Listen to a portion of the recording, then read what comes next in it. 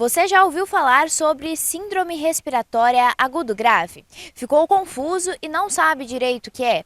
A síndrome respiratória representa o estágio mais grave de doenças respiratórias. De acordo com o Ministério da Saúde e os protocolos da Organização Mundial da Saúde, ela se aplica a adultos e crianças com suspeita de infecção respiratória grave.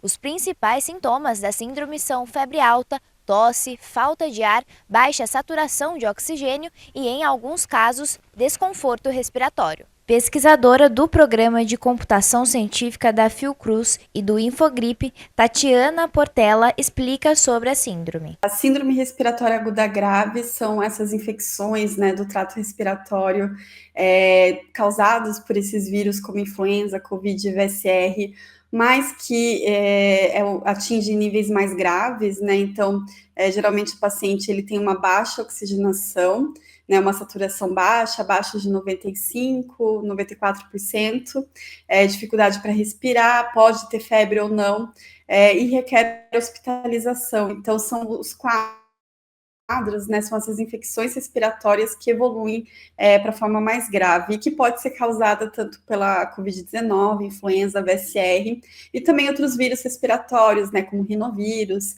mas que são menos comuns, do que esses três vírus, como a influenza, Covid e VSR. Desde o início do ano, 278 pessoas morreram em consequências de síndrome respiratória agudo grave nas cidades de Americana, Campinas, Piracicaba e Santa Bárbara do Oeste. Juntas, as 4 cidades acumulam 3.560 casos e 913 internações nas UTIs. Os dados são do painel de casos do governo do estado de São Paulo. As 4 cidades analisadas registraram 218 casos de Covid, com 72 internações na UTI. A influenza contabilizou 386 casos e 106 internações. Já o vírus sindical respiratório teve 915 casos e 280 internações. A especialista ressalta que as síndromes gripais são casos leves, com sintomas como coriza, dor de garganta ou febre, que geralmente não requerem internação. Então, a gente tem as síndromes gripais, que são os casos leves desses vírus. Geralmente não precisa de internação, é só uma coriza, uma dor de garganta, ou até mesmo uma febre, mas que não requer internação. Mas quando esse caso evolui para a forma mais grave e o paciente precisa ser hospitalizado, a gente classifica esse caso como síndrome respiratória aguda grave. Algumas faixas etárias concentram mais casos. Eles podem hospitalizar todas as faixas etárias, mas tem alguns grupos, algumas faixas etárias que são mais afetadas, Então, o vírus sincicial respiratório, geralmente, ele hospitaliza mais crianças pequenas, É um dos principais vírus que causa bronquiolite nas crianças pequenas, até 2 anos de idade, especialmente. E o vírus da influenza, ele tem uma maior incidência aí de hospitalizações nos idosos, a partir de 65 anos de idade, mas ele também é responsável por um aumento de hospitalizações na população adulta, de jovens e até mesmo crianças. Mas a maior incidência e mortalidade por influenza e também por Covid-19 ocorre nos idosos. A Covid-19 provoca sintomas como febre, tosse seca, dor de garganta, dores no corpo, congestão nasal e, em alguns casos, a perda de olfato e paladar. A infecção pode ser leve ou assintomática, mas tende a evoluir em grupos vulneráveis. Em 2025, foram registrados 2 óbitos em Americana, 7 em Santa Bárbara do Oeste, 222 em Campinas e 39 em Piracicaba. Já a gripe, provocada pelos vírus da influenza A ou B, costuma causar febre alta, calafrios, dores musculares, cansaço e dor de cabeça, além de tosse, coriza e dor de garganta, sem perda de olfato ou paladar.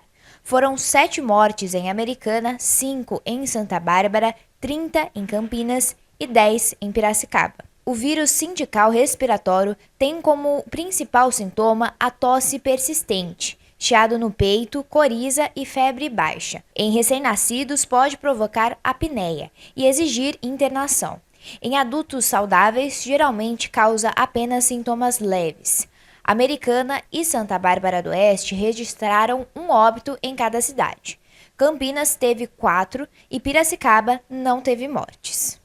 As doenças infecciosas e transmissíveis devem aumentar nos próximos anos. O motivo principal está ligado aos impactos das mudanças climáticas, que afetam principalmente as crianças, especialmente nos primeiros anos de vida. É o que mostra um relatório do Núcleo Ciência pela Infância. A professora associada do Departamento de Medicina Preventiva da Faculdade de Medicina da Universidade de São Paulo e membro do Núcleo de Ciência pela Infância, Alicia Manito, explica a relação. As crianças expostas a eventos extremos como ondas de calor, enchentes, secas e poluição. Todas essas condições aumentam o risco de doenças respiratórias, neurológicas, infecciosas, e além de também afetar a saúde mental dos cuidadores, deles mesmos e afetar os vínculos familiares. Crianças nascidas em 2020 enfrentarão 6,8 vezes mais ondas de calor do que aquelas nascidas em 1960. São quase 3 vezes mais inundações e quase 3 vezes mais secas e o dobro de incêndios florestais. O nível de exposição que as crianças pequenas atualmente estão tendo é muito maior que em épocas passadas. A pesquisa também relaciona o aumento das ondas de calor, sendo 2024 o ano mais quente da história, com elevação de 1,55 graus acima do período pré-industrial. A ausência de vegetação em espaços como, por exemplo, nas escolas, piora o cenário. Escolas que não têm proteção para ondas de calor, que não têm vegetação, que não tem sombra, que onde as crianças vão brincar, onde as crianças vão a desenvolver-se, a interatuar com outras, com os pares. Tá? Então, tudo isso leva a consequência no desenvolvimento da criança. Ter um ambiente verde, isto já foi também muito estudado em adultos.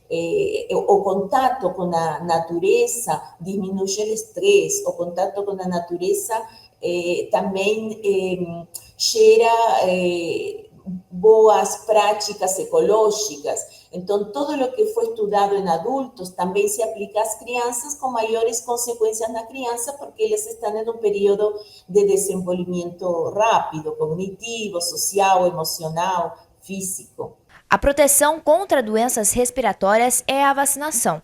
A partir deste ano, o Ministério de Saúde passou a disponibilizar a vacina contra a gripe de forma contínua no calendário vacinal regular do Sistema Único de Saúde, e não apenas durante campanhas sazonais. A recomendação é que a imunização ocorra antes do período de maior circulação viral. A vacina ela demora aí por volta de 15 dias para fazer efeito, então é importante que as pessoas tomem a vacina antes dessa temporada, né, da sazonalidade da influenza. Mas como houve uma baixa procura pela vacinação, eu acredito que isso pode ter sido motivo, né, de manter a vacina disponibilizada o ano inteiro. Mas o ideal é tomar a vacina logo antes desse período de temporada desse vírus respiratório. No caso da vacina contra a influenza, o vírus é inativo e pode causar alguns sintomas leves. Mas é uma sensação muito leve e não tem relação nenhuma com infecção pelo vírus, né? É só uma reação do corpo natural aí à vacina, mas são reações muito leves, e a vacina, o importante da vacina é que ela protege, né? Contra a evolução dos casos graves contra o vírus. Então, é muito pior se a pessoa não tomar a vacina e depois evoluir, se infectar e evoluir para a forma mais grave da doença. Nicole Maia para a TV Todo Dia.